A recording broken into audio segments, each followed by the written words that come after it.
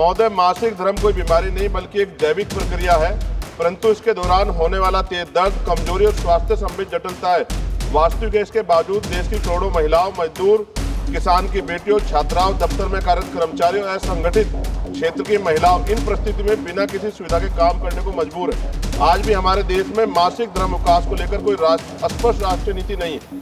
संसद के शीतकालीन सत्र में वंदे मातरम पर चर्चा के दौरान भीम आर्मी चीफ चंद्रशेखर आजाद का अलग और आक्रामक अंदाज देखने को मिला था।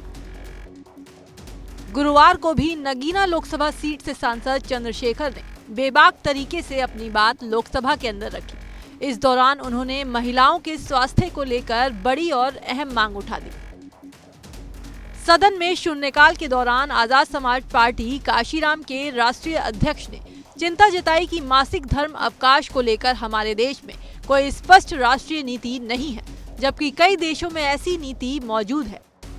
महोदय, मासिक धर्म कोई बीमारी नहीं बल्कि एक जैविक प्रक्रिया है, परंतु इसके दौरान होने वाला तेज दर्द, कमजोरी और स्वास्थ्य संबंधित जटिलताएं वास्तविक है। इसके बावजूद देश की करोड़ों महिलाओं, मजदूर, किसान की बेटियों, छात्राओं, दफ्तर में कार्यरत कर्मचारियों, असंगठित क्षेत्र की महिलाओं इन परिस्थिति में बिना किसी सुविधा के काम करने को मजबूर है। आज भी हमारे देश में मासिक धर्म अवकाश को लेकर कोई स्पष्ट राष्ट्रीय नीति नहीं है।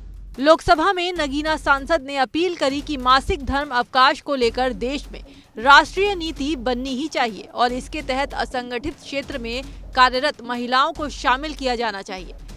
कुछ निजी संस्थाओं और 2-3 राज्य पहल कर रहे हैं, परंतु यह कदम राष्ट्रव्यापी रूप से लागू होना भी बाकी है। मैं सरकार से आग्रह करता हूं, मासिक धर्म अवकाश पर राष्ट्रीय नीति तैयार हो, असंगठित क्षेत्र की महिलाओं को भी इसमें शामिल किया जाए, स्कूल कॉलेज की छात्राओं के लिए भी आवश्यक प्रावधान हो और इस विषय पे एक व्यापक सर्वे, चिकित्सा अध्ययन और परामर्श प्रक्रिया शुरू की जाए। महोदय, किसी भी आधुनिक लोकतंत्र में महिलाओं की गरिमा, स्वास्थ्य और समान अवसर को अनदेखा नहीं किया जा सकता। समय आ गया है कि भारत भी मासिक धर्म अवकाश को अधिकार के रूप में स्वीकार करे। धन्यवाद। जय भीम, जय भारत। माननीय श्री देवेश। दिलचस्प बात यह है कि ये मांग ऐसे समय में उठी है जब यूपी की राजनीति में महिलाओं को लेकर नए वादों की बारिश शुरू हो चुकी है।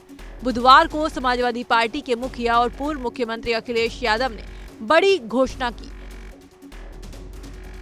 उन्होंने कहा कि 2027 में अगर सपा की सरकार बनती है तो राज्य की गरीब महिलाओं को हर साल 40,000 रुपए दिए जाएंगे। फिलहाल चुनावी मौसम अभी दूर है, ऐसे में ये साफ दिख रहा है कि यूपी की राजनीतिक जमीन पर महिला वोट बैंक को साधने की नई लड़ाई शुरू हो चुकी है। अखिलेश का महिला कार्ड और चंद्रशेखर की मांग दोनों ने 2027 के चुनावी माहौल को और गर्म कर दिया है। अब किसे कितना फायदा मिलेगा ये तो वक्त ही बताएगा।